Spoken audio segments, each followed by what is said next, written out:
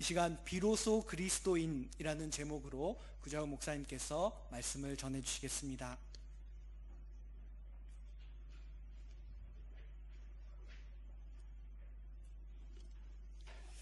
皆さんおはようございます。 성도에게 있어서 가장 행복한 것은 무엇인가 라고 질문을 던진다면 여러분은 어떻게 대답하시겠습니까? 성도라고 하는 말은 교회와 밀접한 단어입니다. 그렇기 때문에 성도에게 있어서 최고의 행복은 좋은 교회를 만나서 신앙생활을 하는 것입니다. 맞습니까? 네. 한참 생각하셔야 되겠습니까? 네. 그래서 우리가 일생을 살아가는 가운데서 좋은 교회 속에서 그렇게 신앙생활하고 은혜 받고 또 그렇게 살아가는 것, 그 이상 더 좋은 행복이 어디 있겠습니까? 그렇죠. 그런데 과연 좋은 교회라고 하는 것은 어떤 교회를 두고 말하는 것일까요? 라고 하는 질문도 해볼 수밖에 없어요. 우리 성경을 통해서 또 교회의 역사를 통해서 보면 좋은 교회라고 하는 것, 그것은 우리의 신앙을 만들어주고 또 혹은 예수님에 대한 믿음이 굳건하게 해주고 또 혹은 성령도 충만하게 해주고 마음을 편안하게 해주고 내가 필요한 것을 채워줌으로써 내가 행복하고 또 안정된 삶을 살 수 있으니 그 교회가 좋은 교회가 아닐까, 내 마음에도 맞고 그리고 어디 내어도 자랑할 만하고 그런 교회가 아닐까, 이렇게 생각을 하기 쉽습니다. 그런데 주 안에서 보면 그 교회는 좋지 않은 교회는 아닌데 베스트의 교회는 아니고 성경의 기준에 맞는 교회는 아닙니다. 성경에서 좋은 교회라고 하는 것은 1차적으로는 한 사람이 예수를 믿게 하는 그 일을 이루게 되지만, 그러나 좋은 교회는 그 사람이 그냥 예수 믿는 사람이 아니고 하나님께 쓰임받는 영적 인재가 되도록 키워내는 게 좋은 교회입니다. 여러분, 학교라고 할 때도 똑같지 않습니까? 학교 입학하고 과정을 거쳐서 졸업시키는 것, 그것만이 아니라 학생들의 능력을 향상시켜서 해마다 업그레이드 되어져서 나중에 인재가 되면 그 학교가 좋은 학교잖아요. 그런데 그냥 뭐 과정만 맞춰서 지나가면 좋은 학교라 말하기는 좀 애매하잖아요. 평범한 학교일 뿐인 것이죠. 이것을 우리 자신에게 좀 적용을 해서 이해를 한다고 하면 좋은 교회란 어떤 교회인가? 그것은 나를 가르쳐주고 내가 몰랐던 것을 알게 해주고 잘못된 것을 고쳐주고 또 그것을 극복할 수 있는 지혜와 힘을 실어주고 그리고 나 스스로가 하나님 앞에서 살아갈 수 있게 하는 필요한 훈련과 교육을 시켜서 나를 쓸모있는 사람으로 만들 때, 하나님이 쓰실 수 있는 좋은 인재로 만들어지게 될 때 그 과정을 교회를 통해서 이루게 되니까 나를 키워주는 교회가 좋은 교회다. 맞습니까? 또 대답 안 하시네. 네. 그러니 내가 원하는, 내가 편안한 교회가 아니고 나를 업그레이드 시켜주는 교회가 좋은 교회입니다. 그리고 그 결과 교회가 어떻게 좋아지느냐라고 하는 것을 생각할 수 있지만 그보다 더 큰 것은 내 인생에 엄청난 변화가 생기기 시작하게 되는 거죠. 내 삶이 부가가치가 높아지게 되고 하나님 앞에서와 사람들 앞에서 칭찬과 존귀를 받게 되는 자리까지 이르게 되는 것입니다. 그러면 좋은 교회가 그런 과정을 가지게 될 때는 그에 따른 여러 가지 요소가 따라가겠죠. 여러분께서 아시다시피 오늘날 20세기 후반과 21세기 교회들은 이 모임이라고 하는 것을 조금 많이 줄였어요. 우리 성경에서 마지막 때가 되면, 종말이 되면 사람들이 모이는 것을 싫어하기 때문에 모이기에 힘써야 된다. 종말의 징조 중에 하나고 믿음의 위기 중에 하나라고 그랬어요. 그러니까 주일 예배뿐만 아니라 교회에 모이는 시간들을 많이 갖고 거기에서 배우고 또 서로 가르치고 이렇게 해가는 것입니다. 그래서 오늘 이 본문에 관련되어지기도 하지만 초대교회 기록도를 보면 이렇게 되어 있어요. 주일날 하나님 앞에 예배드리고 주일날 필요한 걸 다 하지만 주중에 한 번은 말씀을 배워야 되고 한 번은 말씀을 가르쳐야 된다. 이게 전통처럼 지켜져 왔어요. 다 그대로 한 건 아니라 할지라도 그게 무슨 뜻입니까? 성도는 주일과 상관없이 하나님의 말씀을 배워야 되는 시간들이 하루 한 주에 한 번은 있어야 되고, 또 내가 배운 것을 가지고 다른 사람들에게 가르쳐주고 전하는 일들을 하는 것도 한 주에 한 번은 해야 건강한 성도가 되고 믿음이 계속 성장하는 거죠. 교회는 그런 형태를 가지고 지상에 지금까지 있어져 왔습니다. 그러니까 우리 교회가 좋은 교회인가, 내가 살아가고 있고 내가 몸담고 있는 교회가 좋은 교회인가 라고 하는 것을 생각해 보면 그건 객관적인 점수를 좀 매겨볼 수 있겠습니다. 네. 정말 내 믿음이 해마다 나아지고 있는가, 내 은혜의 그런 여러 가지 요소들이 점점 좋아지고 있는가, 내 생각에 많은 발전이 있는가, 또 내가 쓰임새가 있고 내가 하나님 앞에나 세상에서 의미 있는 그런 쓰임을 받고 있는가, 이런 생각을 해보시면 알 수가 있습니다. 네. 그런 부분에 있어서 지금 현재 우리 교회는 어떤가 이렇게 말하기 전에 우리 교회의 비전이 그래야 되고 우리 교회가 내게 그렇게 해줄 수 있도록 기도하면 될 것입니다. 하나님께서 다 준비하고 계실 겁니다. 믿습니까? 네. 여러분 조금 미소를 지어 주시기 바랍니다. 네. 오늘 본문에 그 안디옥 교회가 소개되고 있는데요. 여러분 얼마 전에 터키에 지진이 일어났죠. 그 터키에 지진이 일어나서 지진이 일어났던 한 그 언저리에 이 안디옥 교회가 있었어요. 그리고 안디옥 교회가 무너지고 뉴스에도 좀 나왔어요.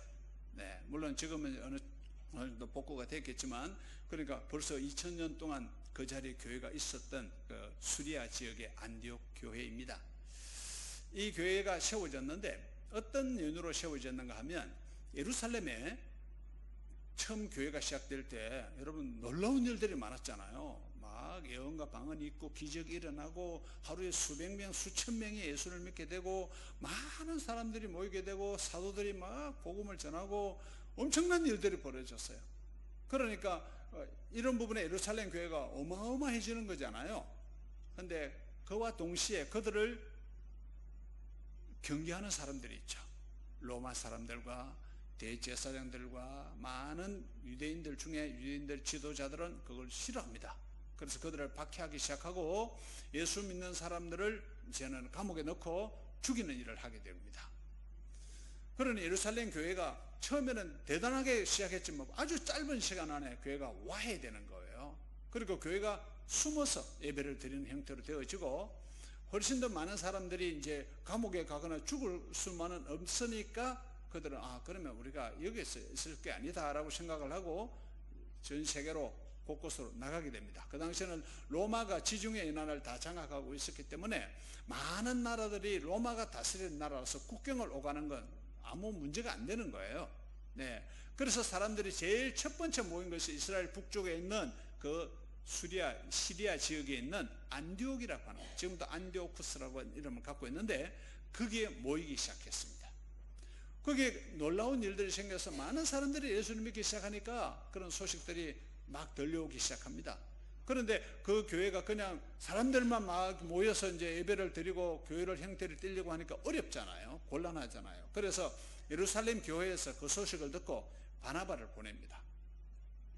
바나바가 초대교회 여러분 아시는 것처럼 성령이 임하실 때 아주 강력한 사도가 되어졌죠.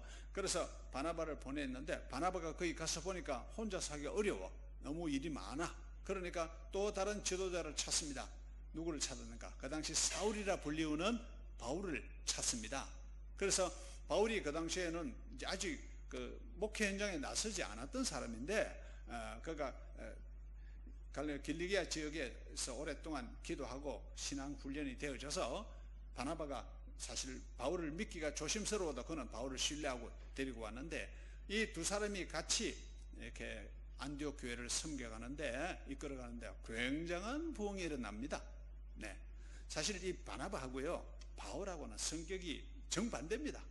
아주 정반대. 우리가 혈액형으로 따지는 건 아니지만 바나바는 상당히 O형 스타일이고요, 바울은 A형 스타일이에요. 아주 깐깐한 사람인데 바나바가 데리고 와서 같이 사역을 시작했는데 또 두 사람만 갖고 안 되니까 교회에 이제 또 새로운 지도자들을 세우기 시작해요.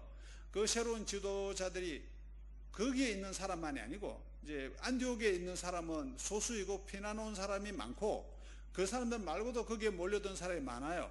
그 사람들 중에 지금 키프로스라고 불리는 섬이 있어요. 그 지중 안에 거기에 있던 사람들이 왔고 또 아프리카에 있는 사람들도 왔고 또 인근 다른 지역에 있는 사람들이 왔는데 이 사람들이 지도자가 되고요. 그 중에는 놀랍게도요. 이제 이건 사도행전 13장 1절에 나오는데 놀랍게도 이 헤롯 왕 아시죠, 그렇죠? 헤롯 왕의 왕조가 있는데 그 헤롯 왕조 중에 그 집안에 있는 한 사람도 예수를 믿어가지고 여기에 합류를 했어요. 이건 정말 대단한 일인 것입니다. 이렇게 아주 다양한 사람들이 모여서 교회 지도층을 형성을 하고 그리고 많은 사람들에게 복음을 전하고 교회를 바로잡아가는 이런 일을 시작을 했어요. 그런 중에 또 나중에 세계 선교를 위해서 하나님께서 안디옥 교회에 말씀하시기를 바나바와 바울을 따로 세우라. 내가 그들을 보낼 것이다. 이렇게 말씀하셨어요. 사실 그들이 그 교회 중요하잖아요. 그런데도 그들은 기도하고 바울과 바나바를 준비시켰어요. 그리고 두 사람이 비로소 선교 현장을 나가기 시작하는데 이 두 사람이 선교할 수 있도록 안디옥 교회에서는 모든 필요한 지원을 다합니다. 바울이 순교하기까지 한 30년 정도 동안 선교여행을 4번 하고 로마까지 가고 그랬잖아요. 그런데 바울의 뒷바라지를 해주고 바울의 생활은 자기가 어느 정도 해결하지만 선교 현장에 가면 필요한 게 굉장히 많잖아요. 교회를 세우고 뭘 해야 되니까 그걸 이 안디옥 교회에서 꾸준하게 30년 동안 지원을 하는 교회예요. 그 바울을 지원했던 그 선교의 발길이 이어져서 어디까지 왔어요? 우리가 그 혜택을 받은 사람입니다. 맞죠? 네, 이건 부인할 수 없는 사실이에요. 그리고 우리에게 온 이 복음의 발걸음은 우리를 통해서 또 일본 지역을 향해서 가야 되는데 또 일본 외의 지역에 가야 되는데 사실은 일본의 복음이 떨어질 때에 서구에 있는 모든 선교를 지향하는 사람들은 이야기하기를 일본을 통해서 아시아권이 복음화될 것이다 라는 기대를 가지고 있었어요. 그래서 일본이 가교 역할을 했잖아요. 하지만 이제 400년이 넘는 동안에 그런 역할에 충분하지는 못했고 이제 한국이 그 역할을 상당히 좀 담당을 하고 있었고요. 그러나 아직도 그 기도와 그 영향은 존재합니다. 일본이라는 나라는 어느 누가 말해도 세계 최고 나라 중에 하나입니다. 네, 그렇기 때문에 일본이 갖고 있는 이 영적 저력이 살아있기 때문에 일본의 성령의 바람이 불면 동서양을 막론하고 폭발적인 역사가 일어날 겁니다. 이건 많은 역사가들이 신앙을 보면서 교회 역사를 보면서 지금 보고 있는 겁니다. 우리 세대에서 일어날지 다음 세대에 일어날지 우리는 그건 잘 몰라요. 그러나 언제 이 사건이 일어날까? 성령의 바람이 부는 건 순식간이란 말이에요. 네, 그래서 우리가 그것을 직접 보거나 참여할 가능성도 없지 않아 있어요. 그런 가운데 지금 현재 우리의 포지션을 잠깐 우리가 보고 말씀을 더 생각하기로 합니다. 우리가 잠깐 생각해 보면 동경교회의 포지션은 이런 하나님의 수백 년 동안 역사와 앞으로의 일어날 일들을 생각해 보면 우리 교회의 포지션은, 동경교회의 포지션은 그 중에 핵심적인 역할을 하게 준비되어 있는 것입니다. 많은 최근의 일들이 아니라 많은 뿌리를 가지고 있어서 한인 사회뿐 아니라 또 교포 사회뿐 아니라 일본 사회 전역에도 인정을 받는 교회이고 그리고 세계적으로 기독교의 역사, 일본의 역사, 교회 역사 이야기한다면 동경교회를 빼놓을 수는 없죠. 항상 이야기되고 있고 그리고 많은 기대를 안고 있어요. 그리고 많은 분들이 여러분께서는 잘 모르실지 모르겠지만 많은 분들이 동경교회를 기대하고 위해서 기도하고 기대하고 있는 것입니다. 그리고 하나님의 계획은 동경교회 자체로만 존재하는 게 아니라 동경교회 속에 담겨져 있는 성도 한 사람 한 사람에 대한 하나님의 계획도 존재하고 있어요. 여러분 스스로는 여러분 어떻게 생각하신지 그건 여러분 너무 겸손하셔서 아니면 아직까지 그런 경험이나 계획이 없으셔서 그러실지 몰라도 객관적으로 점수를 매긴다고 하면 일본에 있는 수많은 교회들 8,000개 교회 그 중에 또 한인교회도 포함되지만 그 수많은 교회들의 신앙의 정도나 믿음의 열정의 정도나 그리고 하나님 앞에서 사회적으로 주어진 사회적 여러 가지 지위나 영향력이나 그리고 복음에 대한 접하고 있는 한국이나 미국이나 다른 나라들에서 복음에 대한 신앙의 상식들이나 신앙적 패러다임이나 이런 것은 여러분은 어떻게 생각하실지 몰라도 여러분 한 분 한 분은 평범한 사람들이 아닙니다. 그걸 알고 계시는지 모르겠어요. 이건 누가 말해서가 아니고 여러분이 계산을 해보시면 아실 수가 있어요. 게다가 일본이라는 이 사회는 우리가 복음을 따라서 살아가려고 하고 교회가 교회다운 삶을 살아가게 하는 데 있어서 방해를 하는 것이 아니라 오히려 보호되는 요소가 훨씬 더 많아요. 지금은요, 한국의 그 교회를 핍박하는 무리들이 많아요. 세속화 시키는 데까지도 막 관여하고 하는데 일본에는 그러지 않잖아요. 한국보다 일본이 지금 신앙생활 하기가 더 좋은 여건이 됐어요. 제가 몇 년 전까지 한국에 있었잖아요. 그건 난리 속에서 있었잖아요. 네. 그런데 심지어 그때 무슨 일이 있었냐면 교회가 갖고 있는 모든 재산, 모든 헌금, 또 교회가 사용하는 모든 선교비, 목사님 사례 이런 거에 전부 다 세금을 매겨야 된다고 그렇게 국회에 올려놓은 거예요. 그걸 전쟁하느라고 이제 좀 힘들어서 이제 어느 정도 정리가 됐지만 한국사는 좀 신앙생활 하기가 옛날하고 좀 달라요. 그리고 많이 세속화된 부분도 있잖아요. 아시다시피. 그런데 일본은 그런 부분에 있어서는 아날로그적인 고전적인 신앙을 갖고 있는 이 특징이 어떻게 불을 붙이냐에 따라서 엄청난 차이가 있을 수 있는 그런 가능성을 가지고 있고 동경교회는 그 한가운데에 지금 서 있다는 거예요. 여러분 일본 한인교회의 역사를 짚어보면 동경교회를 빼고 어떻게 얘기해요? 동경교회가 뭐 어떤 역할을 한다 안 한다 그게 아니라 일단 뿌리와 기둥이 동경교회로부터 연결되어 있기 때문에 동경교회는 하나님께서 쓰시고자 하는 계획을 가지고 계시는 게 틀림이 없고 이 속에 있는 우리 한 사람 한 사람도 하나님께서 계획하신 섭리 속에 있다는 것을 우리는 부인할 수가 없는 거예요. 나는 아니요, 나는 신앙이 약해요 이렇게 말할 일이 아니고 지금 현재 상태로도 우리는 하나님의 인정이나 모든 사람의 인정이 그렇게 되어 있는 것입니다. 또 아니다 하고 싶으십니까? 그건 아니고 우리가 아니다고 말할 게 아니라 여러분 미안합니다만 여러분 공부하셨잖아요. 공부도 많이 하셨고 또 사회적으로 여러 가지 경험도 있으시고 또 많은 사람들에게 있어서 어떤 리더적인 역할이 있는 분들이 동경교회 대부분이세요. 예.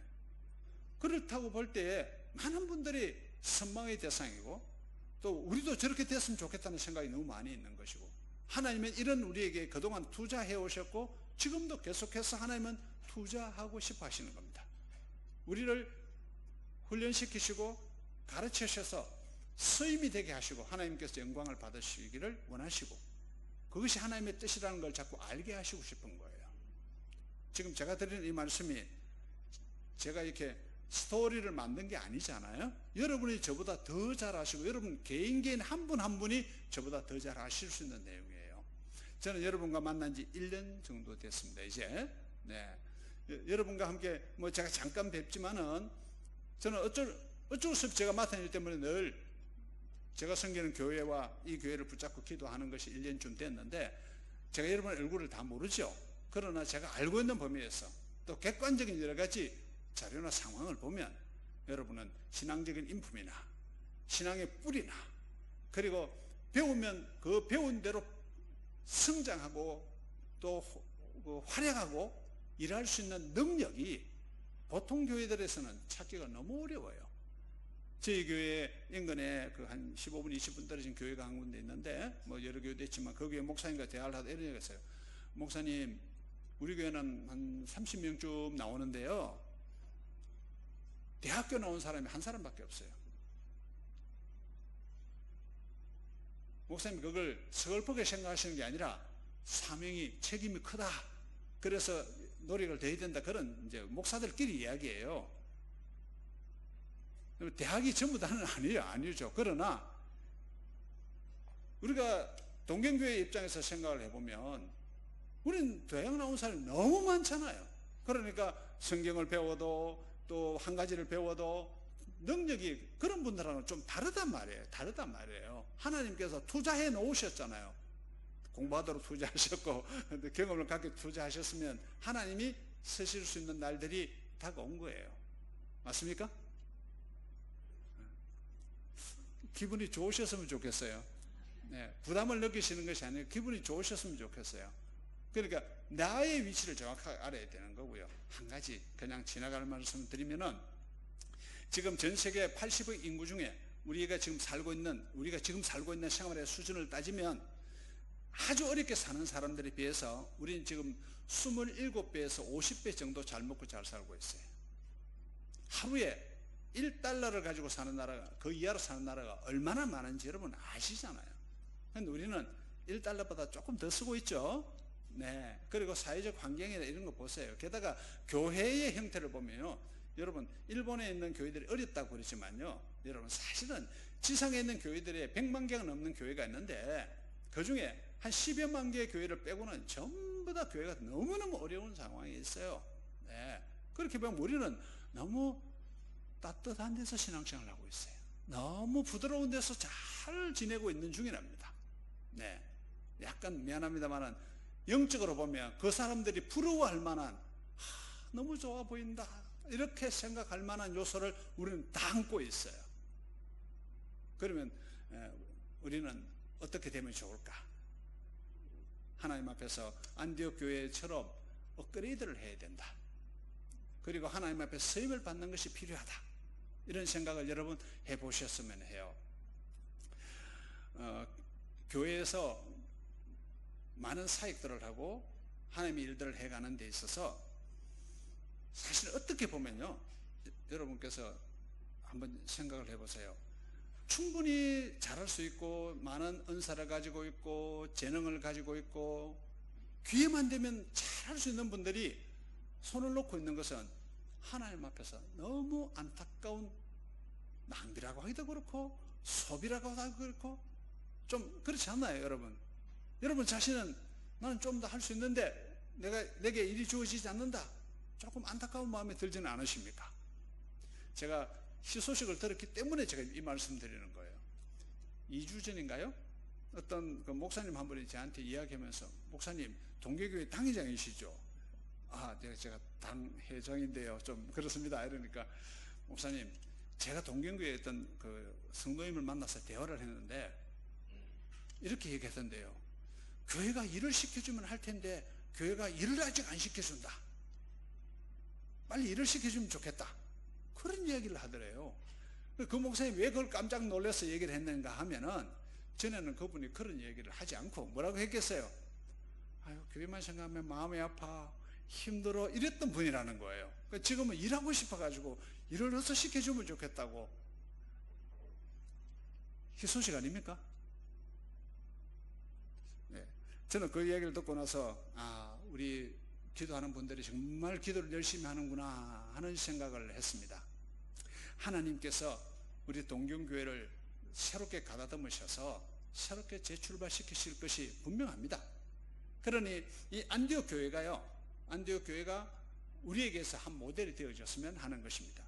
예루살렘 교회가 박해를 받았지만 거기에서 사람들이 안디옥 교회로 몰려와서 정말 어려운 환경 속에서 서로 힘을 합해서 교회를 세우고 세계 선교에 동참했던 이 일들을 보면서, 우리는 지금 우리에게 주어진 박해라는 것이 어떤 것인가도 한 번 더 생각해 봐야 되는데, 여러분 정말 조심스럽지만 우리 동경교회와 지금 우리가, 저도 뭐 여기 같이 살고 있으니까, 동경에 살고 있으니까 우리가 받는 신앙적 박해가 어떤 것이 있습니까? 우리가 신앙적으로 곤란을 당하고 힘들게 하고 하는 박해가 외부적으로 있습니까? 외부적으로는 별로 많지 않습니다. 그렇죠? 그럼 단지 주일날 뭐 시험치라든지 그런 게 좀 힘들지 다른 거는 견딜만 하잖아요. 좋잖아요. 근데 어려움은 그런 외부적 박해가 없다가 보니까 내부적으로 긴장이 풀리는 경우가 있습니다. 그래서 나 스스로가 신앙이 느슨해지고 뭐 괜찮다 생각하고 따뜻한 부채질하고 이렇게 그냥 지내는 것 같은 그런 상황이지 않을까라는 것도 좀 생각해 볼 필요가 있을 것 같아요. 자, 그럼 이 안디옥 교회는 어떤 모습을 가졌는가? 특히 이제 비로소 그리스도인이라 그랬는데, 그러면 그전까지는 그리스도인이라는 이름이 없었던가? 그렇게 안 불렀어요. 예수 믿는 사람이라는 했지만. 그래서 이게 비로소 성도가 아니고 그리스도인이라 부르는 이유가 뭐냐면, 성도는 교회 안에 있는 전체를 부를 때 공동체적으로 성도라고 불러요.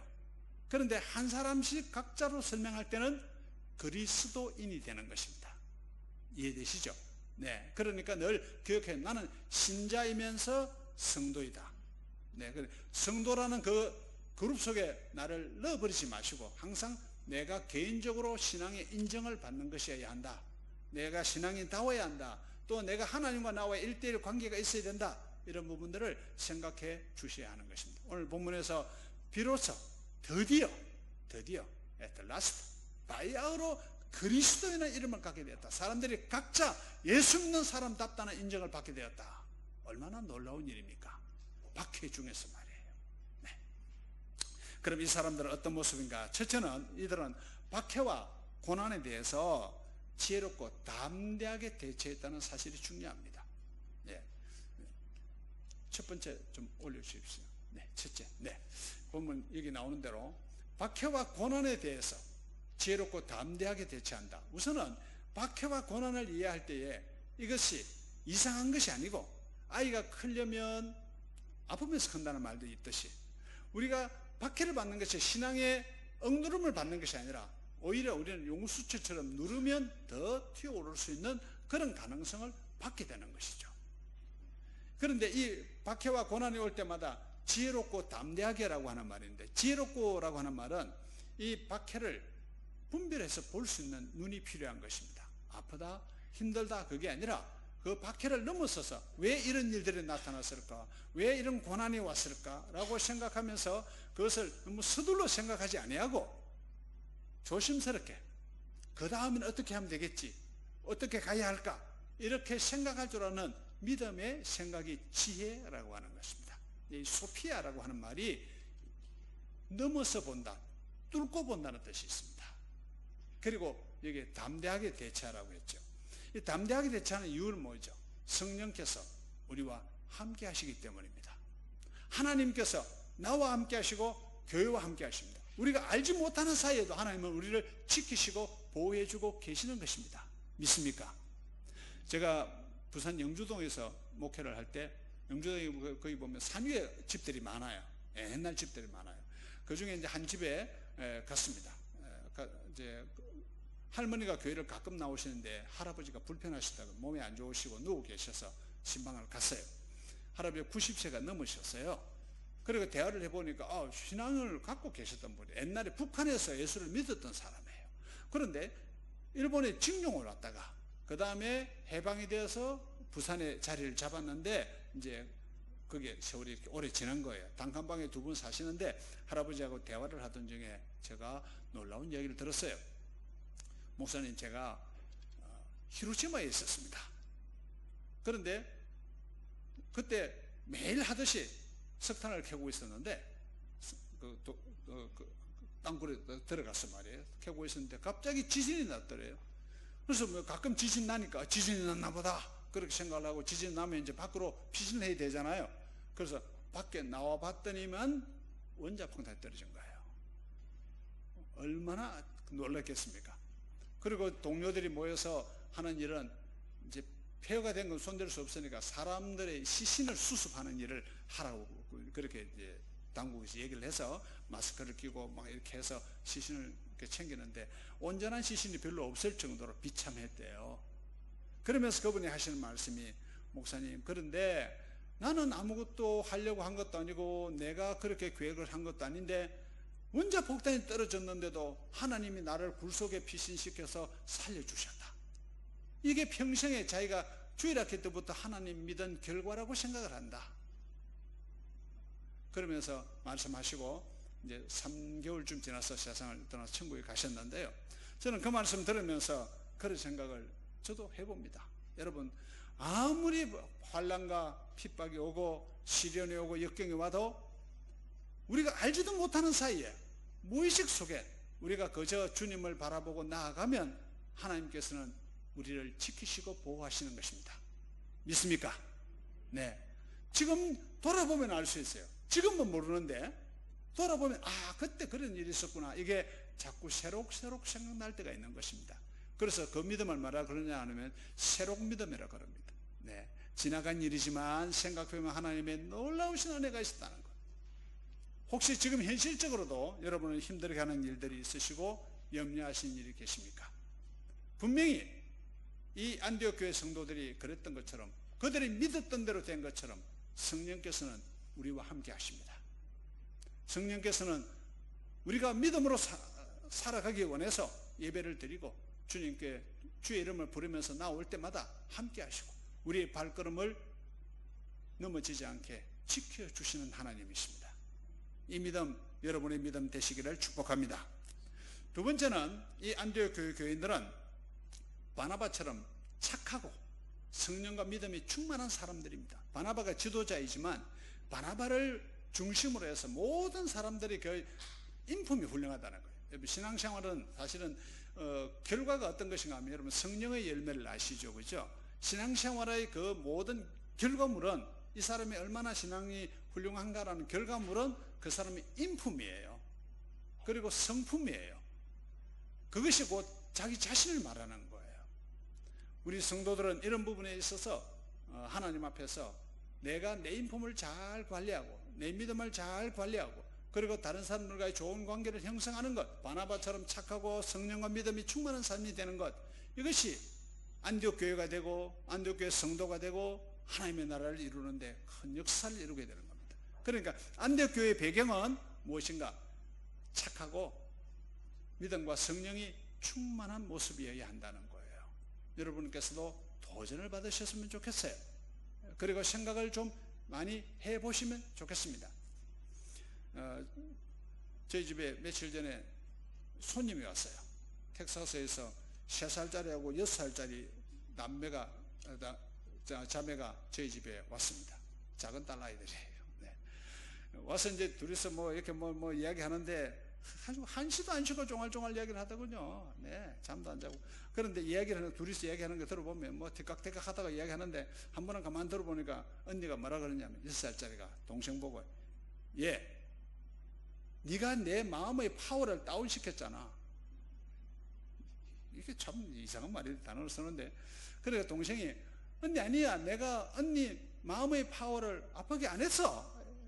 또 이야기하는 거예요. 근데 네가 분명히 그렇게 말하니까 내 마음이 자꾸 다운되잖아, 마음의 파워가 약해지잖아, 이렇게. 동생은 아니라고 그러고 결국은 이제 유야무야하고 이제 끝났어요. 그래서 제가 그 단어가 좀 특이해서 물었어요. 마음의 파워가 뭐야? 이렇게 물어봤어요. 그러니까 할아버지 있잖아요, 마음의 파워는 예수님을 믿으면 예수님이 내 마음에 크게 도와주시는 걸 마음의 파워라고 그래. 할아버지 목사님인데 몰라? 참 난처하게 그걸 마음의 파워라고 그러는데요. 그래서 그럼 마음의 파워가 다운된다는 건 뭐야? 이러니까 나쁜 말을 듣거나 나쁜 말을 하거나 하면은 마음의 파워가 약해져서 힘을 못 쓴대. 그래? 너 어디서 배웠어? 우리 주일학교 선생님 가르쳐줬어. 둘 다 똑같이 그걸 들었던 것 같아요. 그래서 마음의 파워 이야기를 하는데, 여러분의 마음의 파워 안녕하십니까? 네. 제가 그 얘기 듣고 조금 생각을 해봤어요. 오늘 제가 여러분과 이렇게 설교를 나누어야 되니까 정말 그렇다. 사실 내가 나쁘고 잘못한 이런 일 때문에 아니라 긍정적이지 못한 이야기를 스쳐 지나가는 말을 듣기만 해도 내 마음에 파워가 약해질 수도 있겠다, 그런 생각도 들더라고요. 손해를 보잖아요, 그죠? 그런데 좋은 말을 듣게 되면 마음의 파워가 생긴다. 그것도 맞잖아요. 참 3살짜리한테 배운다더니만, 네, 하나님의 말씀은 놀라운 것입니다. 걔들이 뭘 알고 그런 이야기를 했겠습니까만은, 그러나 배움도 놀라운 것이고, 네. 그래서 우리 주일학 선생님들 칭찬해 드리고 싶어요. 네. 하나님께서 우리가 바나바처럼 착하고 믿음과 성령이 충만한 사람이 되는 것, 어디에서 시작될까요? 착한 마음에서 시작됩니다. 마음을 착하게 가지고 성품을 곱게 가진 데서부터, 왜? 예수님을 닮아가기 때문에 우리가 믿음의 좋은 사람이 될 수가 있습니다. 여러분, 그러니까 정리를 해보죠. 아주 쉽게 여러분, 은혜가 되지 않는 말들은 들리는 것 같지만 못 들은 척하고 은혜스러운 말들은 지나가는 말 같지만 내 마음에 탁 붙잡아 놓으시고 그러면 될 것 같습니다. 네, 어렵지 않죠. 자, 이제 세 번째 이 말씀의 결론이라고 볼 수가 있는데, 이 바나바와 함께 있는 이 안디옥 교회가 임팩트 드림팀을 만들었습니다. 저는 이걸 이제 오늘 서론과 결론에서 말씀을 정리해서 말씀드리고 싶은데, 제가 임팩트 드림팀이라고 하는, 임팩트란 말은 여러분 아시죠? 강한 충격이란 말인데, 성령의 임팩트한 힘을 가진 드림팀이 만들어졌다라고 하는 거예요. 안디옥 교회. 그러면 동경교회는 임팩트한 드림팀이 될 수 있을까? 쉽게 말하면 가지고 있는 저력과 역량은 타의 추정을 불허합니다. 지금 일본에 여러분 수십 개 교회를 모아보세요. 동경교회만큼 자원이 나오는가? 안 된다고요. 네. 여러분, 나 한 사람이 받은 은혜와 여러 가지 공부를 하거나 사회생활을 하거나, 이것도 다른 사람의 것을 여러 사람 거 모아도 나만큼 안 될 가능성이 많잖아요. 또 우리의 인생을 살아가면서 내가 수십 년 경험한 믿음의 경험들이, 믿음이 지금 이제 시작된 사람에게는 정말 10명, 20명 모아도 못 따라온단 말이에요. 그것을. 그런 관점에서 볼 때 우리 동경교회 팀은 드림팀입니다. 사실은 드림팀은 딱 한 가지만 필요해요. 하모니입니다. 조화가 필요합니다. 서로 돕고 격려하는 가운데서 팀이 이기게 되는 것이죠. 게임을 이기게 되는 것입니다. 구경하는 것이 아니고 서로를 세워주는 것이고, 서로를 사랑하는 것이고, 서로에게 힘이 되어주는 것입니다. 하나님께서는 안디옥 교회가 임팩트한 드림팀이 된 것처럼 동경교회가 임팩트한 드림팀을 만들어서 모든 성도가 사역자가 되고 일꾼이 되고 또 훈련이 되어져서 인재가 되어져서, 지금 이 어려운 21세기에 너무 많은 교회와 성도들과 사회가 힘들어하는 이때 그리스도의 계절을 만들고 복음의 희망을 비춰주는 그런 모습이 우리의 미래가 되어야 되지 않을까요? 우리가 가진 믿음과 기도대로 하나님께서는 역사하실 겁니다. 이때를 위하여 우리가 연단을 받은 것 아닐까요? 그리고 교회 생활 때문에 힘들어하는 다른 많은 분들의 심정을 알도록 우리에게 이런 아픔도 잠깐 만나게 하신 것 아닐까요?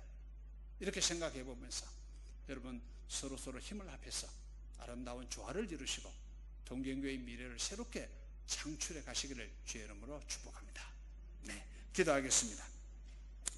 하나님 아버지, 때가 이름에 하나님의 나라가 다시 세워지는 것을 믿습니다. 그동안 저희들이 기도를 외면하지 않으시고 이제는 서광이 비치게 하시고 바야흐로 새로운 막이 열리게 해주신 아버지를 찬양합니다. 비로소 그리스도인이라는 소식을 들었던 안디옥 교회처럼 저희들도 비로소 동경교회요, 비로소 동경교회 성도라는 소식을 인정을 받을 수 있도록 주께서 역사해 주실 줄 믿습니다. 이 시간 하나님의 말씀을 통하여 우리의 지난 과거를 잘 정리할 수 있게 해주시고 꿈과 희망을 가지고 나의 남은 생애의 부가가치를 올릴 수 있도록 주여 도와주시옵소서. 교회를 통하여 말씀을 배우고 은혜를 깨닫고 성령 충만을 받을 수 있도록 주여 함께하여 주시옵소서. 예수님 거룩하신 이름으로 기도하옵나이다. 아멘.